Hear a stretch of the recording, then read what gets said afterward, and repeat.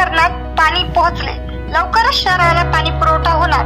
पालखेड डावा कालव्यातून मनमाड शहराकरिता सोडण्यात आलेल्या पाण्याच्या आवर्तनाचे पाणी काल रात्री 11च्या सुमारास पाटोदावरून वाघदरडी धरणात पोहोचले आहे. आमदार सुहास कांदे यांनी मनमाड शहरातील नागरिकांसाठी पाण्याची तीव्र टंचाईची परिस्थिती पत्राद्वारे जिल्हाधिकारी यांना कळवली.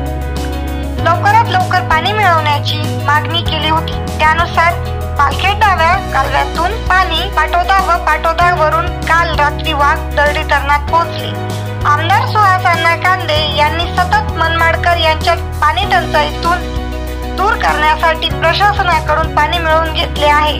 मनमाडकरांची महत्वाकांक्षी योजना पुरवठा योजनेचे जॅकवेलचे काम अतिशय वेगात सुरू करून लवकरच ते पूर्ण होत आहे. सोबतच जलशुद्धीकरण केंद्र, शहर अंतर्गत पाईपलाईन व पाण्याची टाकी यांचे कार्य प्रगतीपथावर सुरू आहे. आमदार सुहास कांदे सुरू असलेल्या प्रत्येक कामांवर बारीक लक्ष देऊन आहे.